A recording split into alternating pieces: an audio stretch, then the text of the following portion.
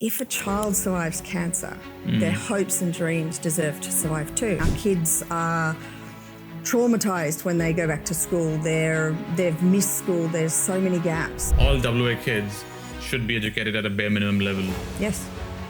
And which means all kids as in all kids, nobody missing? Yes, 100%. That's the case. The education system is ripe for disruption.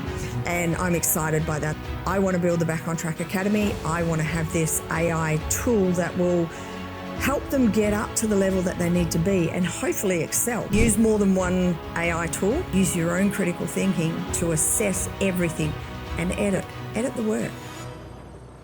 Before we get started, please subscribe so that you never miss an episode of our cutting-edge contemporary conversations. Thank you. Welcome, Kylie. How are you? I'm very well. Thank you, Deb, for inviting me. Thank you for your time today. I'm glad that you have enjoyed and joined us at a couple of our events. But it's good to sit with you and today and have this interaction. Before we go delve into your work, what you're doing, AI and not-for-profits, I would like you to share a bit more about your story, your background, and your story till date. It's a long story, so how much of the journey? Take your time. Sure. Look, my life career was started in the military, and I spent a fair decent amount of my time growing up in Melbourne and the eastern states, and discovered that what I really wanted to do was work in the not-for-profit sector. So I came back to Western Australia, where I was born and raised, and started working on what do I need to do? What is it that I'm really passionate about? So I went back to school. I studied therapy, counselling, and psychology, and then realised that I'm actually really good at business. That led me to do my master's in business. But I still wanted to make sure that everything that I did on a daily basis was achieve and be able to go to sleep on a daily basis knowing that I've achieved something that mattered. So that naturally led to me working in the not-for-profit space. I worked for about 12 to 13 years in the child cancer research space. But that also started me on a path of working out where are the gaps, what can I do that can help directly and support kids, which is my passion. So. And can you tell me the story of what was the reason you started your Back on Track Foundation? What's the genesis? What were that aha moment for you, which is when you felt that you have to do something? Actually, good question. I'm not sure that there was ever an aha moment for me, because I really engaged with the families when I was working in the research side. And I kept hearing that same story from those families, that they would finish treatment and then there would be this vast, almost nothing, that they would leave this security of the hospital and all of this support and then leave the hospital and they were kind of left to fend for themselves. And the more and more that I talked with families in Western Australia and across Australia, was what is the key thing that if you were given that extra support, what would it be? And so I started hearing this same, it's education. Our kids are traumatised when they go back to school. They've missed school. There's so many gaps. And of course, there's also this chemo brain that happens to kids. And I also discovered that it wasn't just the child that's been through treatment, but it's also their siblings that are knocked off a path of education. So it was this little seed that started to grow in my head over years that I can do more. So it actually got me thinking, how do I do that under the umbrella of the Child Cancer Research Foundation? And it took me a couple of years to get there, because I had to change the constitution, which we did, and get some seed funding from the federal government, which we did. And so I started the actual education program under the auspices of Child Cancer Research. However, where we ended up was once we actually started the pilot program and we realised that this was such a big need, there was such a big gap, we were onboarding children really, really fast. So I kind of had a long conversation with the board and said, I think we need to go it alone. I think we need to set up our own foundation, and I would like to separate and start that process. So that took a little while. And I was supported by the board because they recognised that research was their core mission. I started working with lawyers and constructing constitutions and setting up with ACNC and starting to build what would essentially become the Back on Track Foundation. And since you started, what has been the journey like? How has the work in terms of supporting young people and young kids through the education and more, how has that evolved? Dev, that has evolved so quickly in the last 3.5 years. We've not just started supporting these children that have gone through treatment, and the outcomes, we've had such an impact, and we measure it on a yearly basis. But we've also had great results with the siblings as well. But we kind of wrap around the whole family. We bring a holistic approach to what it is that we deliver.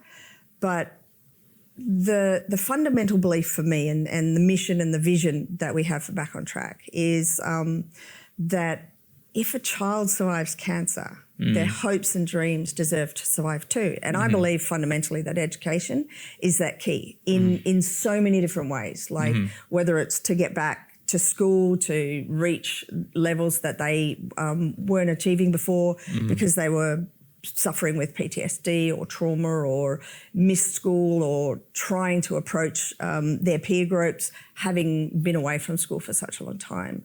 So we kind of take this holistic approach that we work with their social emotional, we work on their trauma, we work with the teachers, we work with the school systems, and we just bring them back to a space where they can start getting back the educational levels that they might have had they not have been diagnosed with cancer. That being said, is where I started to realise that maybe 3 years ago there was this buzz around AI, and being a founder and a CEO, I knew that we were going to scale really quickly. We were scaling really quickly. So I'm trying to find ways that we're going to help us achieve scale with the limited amount of funding resources that were available to us, and then be able to deliver on a national scale, which is where we're at the moment.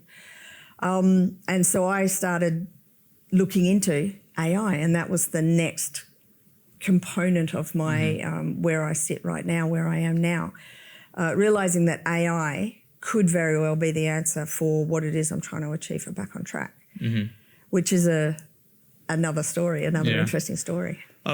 Before we go there, could you also talk about the number of young people you are supporting, have supported across, and if you can tell me, using a case in point, an example, to narrate how you guys supported and intervened and helped and create positive outcomes. Absolutely. So at the moment, we have about 200 kids on our books that are active in the program in Western Australia. So right now we're only operating within Western Australia. We are on the path to expanding nationally towards the end of the year. But at WA, we're 200, but we have 51 children sitting on a wait list. And that's based on funding. We don't have enough funding yet. And so we know by the end of this year we could very well be sitting at 400 kids in Western Australia alone, based on our growth trajectory. So just to pull one of our students out, I'll go back to the very beginning. So one of our very first test cases, and he's still in our program at the moment, was a young man that had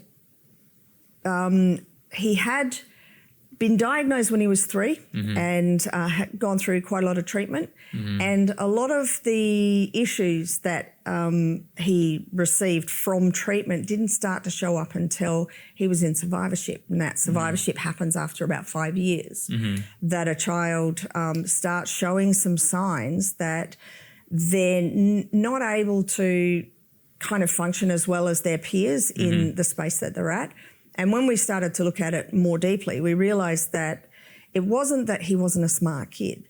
It was actually quite the opposite. He's a gifted child now. But he wasn't able to organise his thinking. He wasn't able to bring what he understood in his brain out into a process, which is the standard curriculum that his peers were succeeding in. So we kind of wrapped around him and we built an intensive program with him so that he not only was able to, and I say this, but that child was actually classified as one of his teachers called him a dummy in class one day, and that sat with him. So we were able to work with him on being able to get that organisational structure within his head, to be able to organise his thinking, to be able to bring his knowledge base out into the work that he needed to deliver on. So much so, the pathway that he's on, he's now in a gifted class.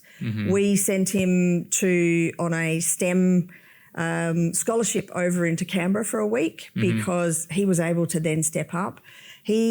From being with us for the last 3.5 years, he's now looking at wanting to be an astrophysicist. Lovely. And he has that capability. We're going to follow him all the way through to year 12, and then when he gets to university, we're going to help him get through university as well. That's very remarkable story to share. It's a great story. In terms of the next round of scalability, what's the broad demand side of it? How many young kids out there would need this kind of support, and what kind of other services are currently available in other states in Australia?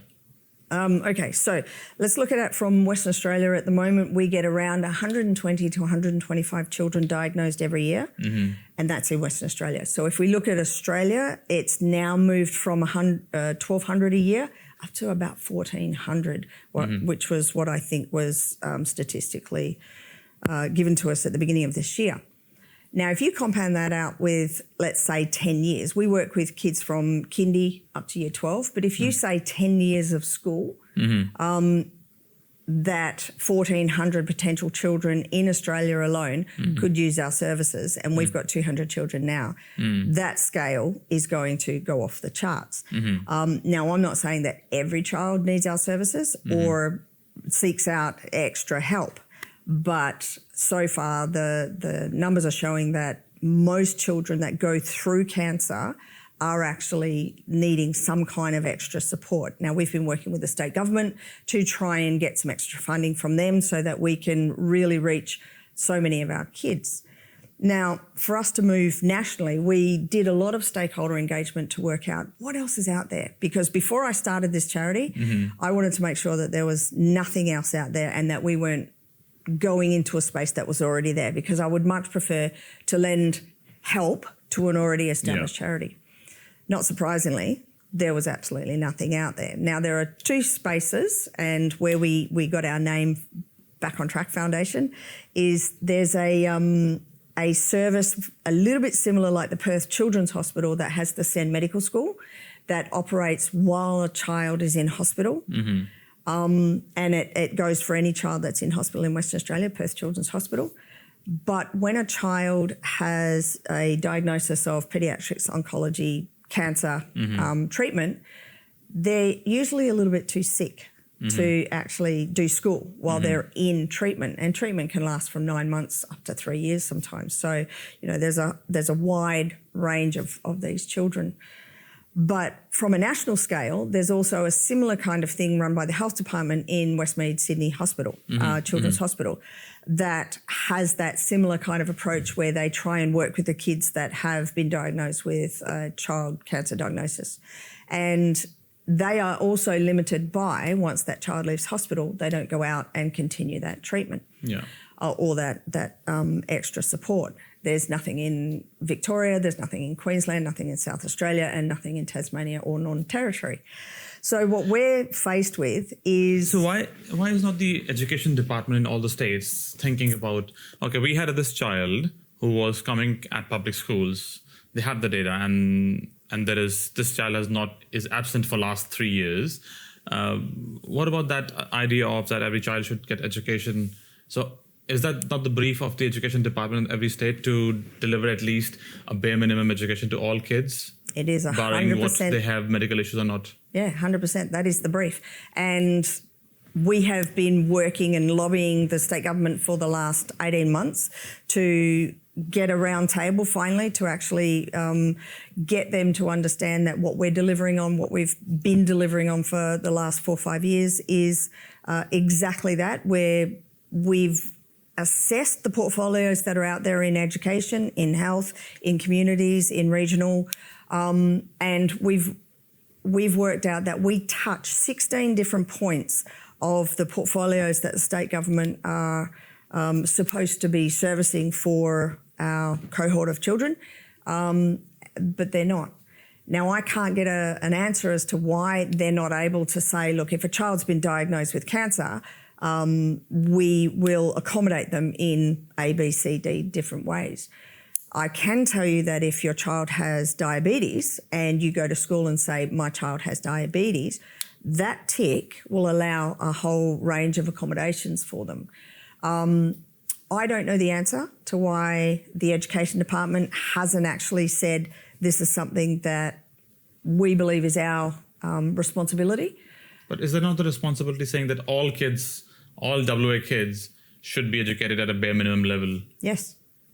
And which means all kids as in all kids, nobody missing? Yes, 100%. That's the case. Unfortunately, that's not the reality for the families. And it's not something that I thought, okay, well, this is your responsibility, you should be doing this. No, what I recognised was that the gap's there. Mm-hmm.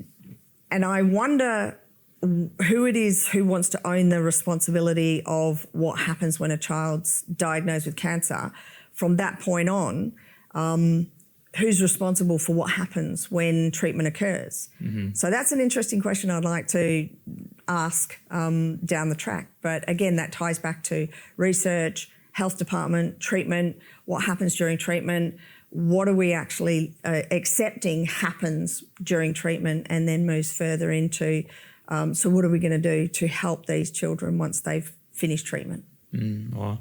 And that's neglect, I think so, from a point of view of ignoring that, okay, these kids have been dropped off the curve, why can't we pick them up? And it's just purely neglect from my point of view. Can you talk more on the services you deliver or work with the kids who come through the door and who interact with your organisation? Absolutely. So look, any child that has been affected by child cancer, so whether that's themselves who've been diagnosed, gone through treatment, or their siblings, mm-hmm. that because we only have one paediatrics oncology hospital in Western Australia, mm-hmm. that if you live up in the Pilbara or the Kimberleys or down in the Great Southern, if you're diagnosed with cancer, you have to come to Perth Children's Hospital. So mm-hmm. what that means is sometimes a lot of our families have to pick up. When you are trying to identify these young people who are coming and helping you, and then you have a limitation on funding to grow, you can grow as much as you can.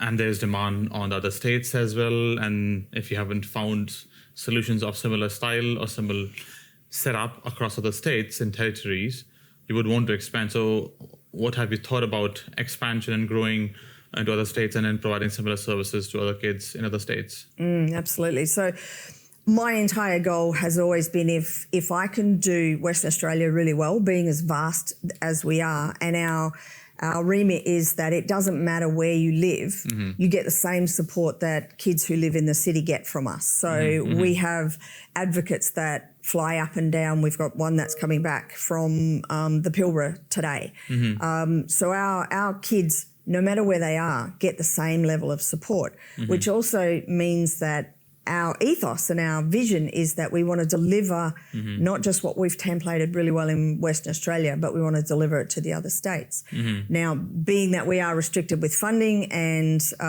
we're living on a philanthropic model at the moment, mm-hmm. Mm-hmm. we have a committee that has been working together for just over a year now on what an expansion plan looks like. So our goals are to do this in a staged approach, mm-hmm. so we can just drop into state by state by state, mm-hmm. and therefore not risk the model that we have at the moment and mm-hmm. expand nationally in a way that it's sustainable. Mm-hmm. I've seen some education systems are trialing, I think in the US, a model of using AI to educate kids. So the AI can learn where the kid is at in terms of their learning journey, which means that learning is more effective for that kid, and they're spending lesser time on the screen, and then they spend other time doing, either playing sports or activities which are more physical. And so AI tools have been helping some kids. What's your observation on AI, and how have you used AI?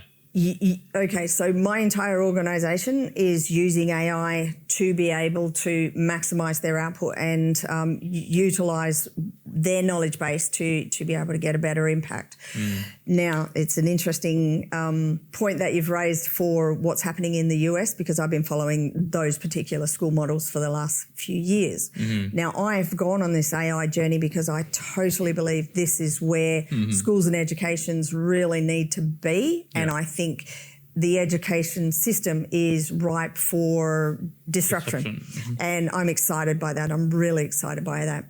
So my goal has been for the last 12 to 18 months to find some funding to build, I don't know if it's a world first, but it will be a first for Australia, an education AI adaptive tool that will meet our kids that are medically affected where they're at, under the same principle as the school that you've mentioned in the US, which is, I want to build the Back on Track Academy. I want to have this AI tool that will help them get up to the level that they need to be and hopefully excel, because I truly believe that this 2-hour intensive learning process with the scaffolding around spending the rest of the day learning life skills is what I want the Back on Track Academy to be. It's exciting.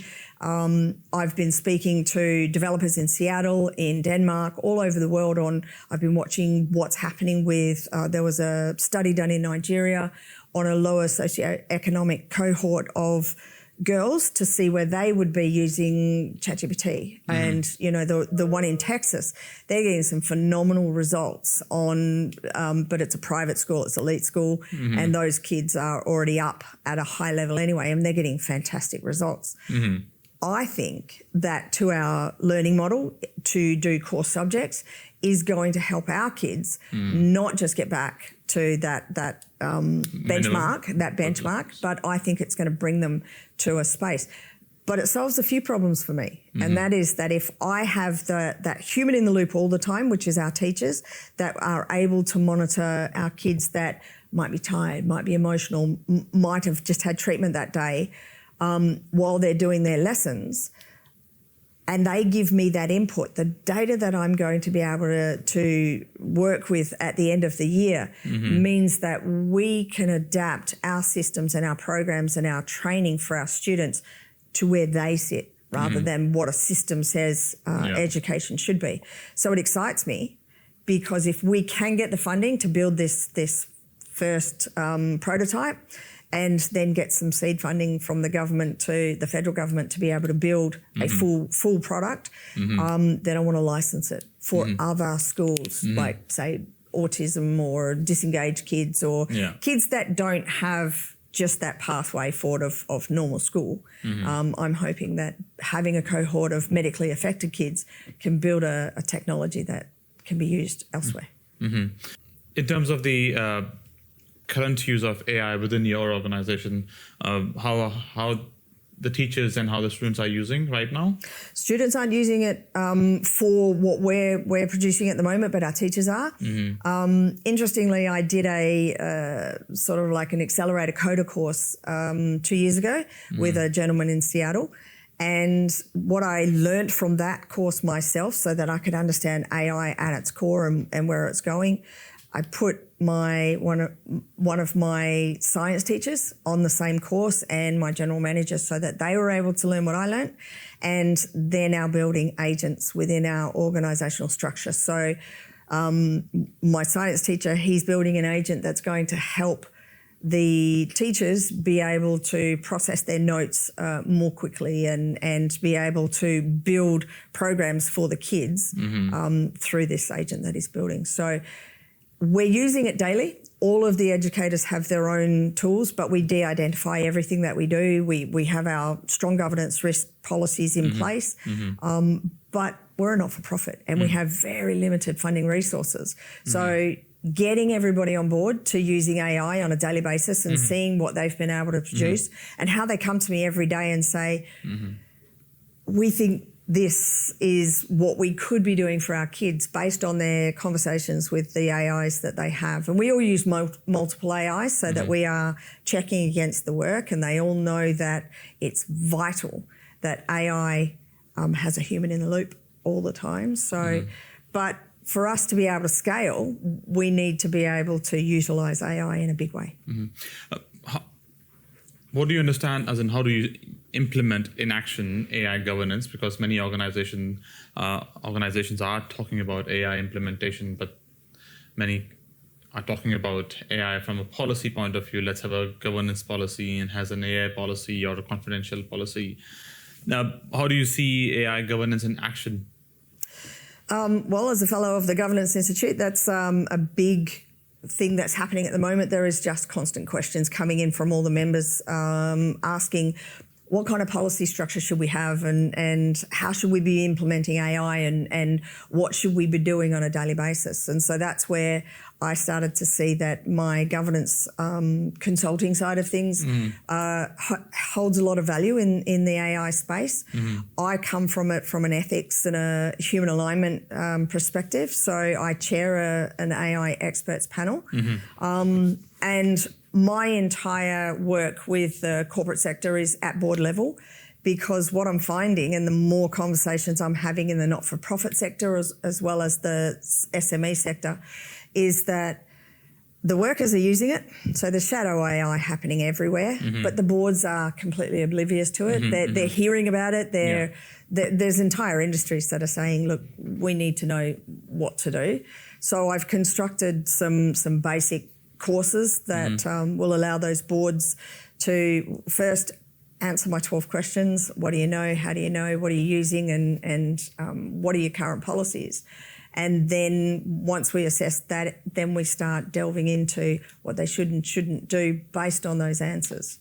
Because it's, if they don't want to do AI because the risk is too high, they need to actually let their staff know that that's their policy. So, but if they want to get involved, then they have to have some strong risk and guidelines structured into their implementation strategy. What do you see as a maturity in terms of for the boards and senior leadership and executive in not-for-profit specifically on AI implementation or AI maturity?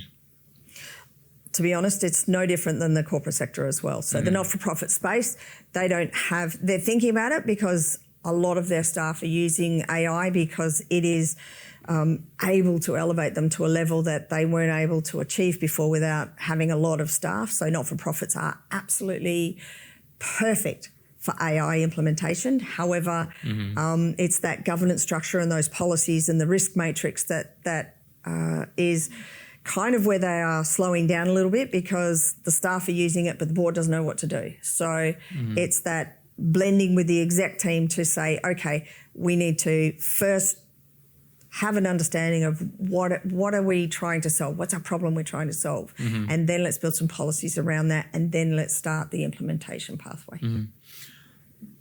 What scares you in terms of using AI from an organization point of view? Because people are using in different ways and terms.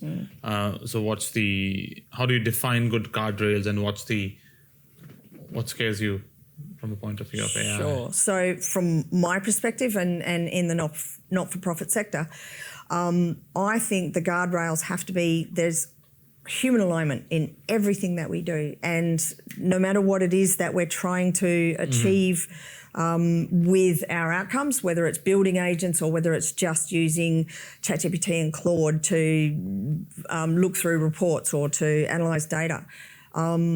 What we have to achieve right now is, how do we know that the information we're receiving is authentic or that it's something that we can use? So that human in the loop has to be there. It's a word that's going around a lot at the moment, or a couple of words going around a lot at the moment, is that human in the loop. Let's just look at what's happening over in Iran at the moment. And I don't want to get political, but that there's talk that they used Anthropic for their defence systems and didn't have a human in the loop, and that's what's being told as why the school building was targeted. And that's an epic failure of there's no human in the loop system. However, whether it's true or not, I don't know. But if we are building systems in Australia, if we're building infrastructure in Australia that might be dealing with like a cohort of kids like ours, where they're vulnerable, or let's just say not-for-profits use Salesforce as their CRM. Salesforce is starting to build agentic AI into their systems, but didn't have a very successful outcome last year. So not-for-profits now need to start thinking about the tools that they're using that have AI in them. What's their policy around how do they implement those tools now and safeguard their data? How do you see that the increase in usage of AI and the governance of broad data sovereignty to stay within the borders and and data security of so much information being shared across? So how do you see the idea of data sovereignty from medical, healthcare, care sector point of view? It's an interesting question, because whilst I believe we should have in Australia data sovereignty here, we don't have the servers, we don't have capacity for a lot of the things. And let's be honest, when it comes down to using AI technology for data in the health industry or in the not-for-profit sector or whatever, we're already using software that data sovereignty is not here. We all use Microsoft, we all use Google, we all use these tools, these pieces of technology that take all of our data. And if we're using Outlook for our emails, Microsoft already has all of our data. If we're using SharePoint, if we're using Google Docs or anything like that, or Dropbox or anything to hold all of our filing systems, the sovereignty is not in Australia. So we're already answering those questions by agreeing through our cyber risk that we're okay to take that risk and not have our sovereignty here. Do I think we should say, let's just open the floodgates and it doesn't matter where the AI tool is if we're going to use it? But there are ways that we can help close down the systems. Like if you're going to use ChatGPT, buy an enterprise system so that you at least tick that box that says, no, you can't use our data. But that doesn't mean that the company doesn't own the data either. So, you know, that's where the good, strong governance at board level or at exec level has to have those really robust conversations and say, what are we as an organisation willing to risk, or what are we already risking before we implement AI? And for boards at this stage who are having the initial conversation on AI implementation or execution, what are the critical works or pre-work they have to do before they go on the journey of implementing AI? Again, that's the fundamental question, is what's your problem you're trying to solve? Like there's a lot of hype out there, and I've written quite a few different white papers on AI hype and implementation strategies. But if you don't even know what the problem is you're trying to solve before you start your journey down AI, then you're already going to run into trouble, because you're kind of just trying to throw spaghetti at a wall. So you need to have some really strong conversations with your leadership team to find out what those problems are, and then work together on what the governance structure needs to be. There are many, coming back to education, also, many private schools are using AI for the young kids, as well as some public schools, not all of them. What have you seen in terms of the usage, and what are the initial learnings from implementing AI in school system, in high schools? Interestingly, South Australia has done some wonderful studies over there where they had a cohort of, I think it was about 10,000 students, and I think 1,000 teachers all used ChatGPT for a while, and they did a study on it, and they had some really, really good results. Now, clearly, students are already using ChatGPT or chatbots to create their own education tools or support systems. However, what's happening in the private school sector is there's a lot of questions now starting to be asked of, do we want to be innovative? Do we want to be risk averse? Do we want to sit on the sidelines and wait? Or do we want to dive right in and start saying that as a private school, this is one of those metrics that we can say is a value add for anybody who comes to our school, which is why we're starting to build a consulting program around private schools for Australia. Could you also, in conclusion, if you can talk a bit more on smaller organizations who are trying to, who are in cash crunch, do not have that much resources to hire consultants, but who don't want to start on their AI journey, what are the things they should look at first in terms of helping them reduce the admin load or work? So first thing is, don't just choose one AI tool. So I'm choosing the ones that are the most common out there, which is Copilot, ChatGPT, Claude, Anthropic, or Gemini. These are the ones that are really simple and easy to use. They're quite user-friendly. However, if you're a not-for-profit, you can approach all of these organisations and say that you're a not-for-profit, and they will give you a discount, and then buy a pro service or an enterprise service for all of your staff. Even if you've only got a small cohort of staff, the advantage that you will gain from being able to use all of these tools on your daily work will give you, let's just say, every single employee can have 10 staff working for them by using AI effectively. Thank you for that response. My last one to you is, if you have to give us 3 tricks to use AI effectively as an individual, how would that be? And then what are the tips and tricks on how to be efficient to make sure that, I can use 10 people versus 1? Sure. A nice simple 3 answers is use more than one AI tool. With the first one, give it a reasonable prompt that then you say, do you understand, or ask me questions if you don't, before you actually get to the answer. Once you've run a really good prompt on what the problem is that you're trying to solve, you then ask it to create another prompt for whatever other AI tool that you're going to use. Drop your results and your prompt into the other tool, get it to check the work, then come back to a third AI and get it to have a look at the reasoning in the model and what the output is. And then use your own critical thinking to assess everything and edit the work. Thank you. Thanks a lot. Thank you for having me, Deb. It's been wonderful.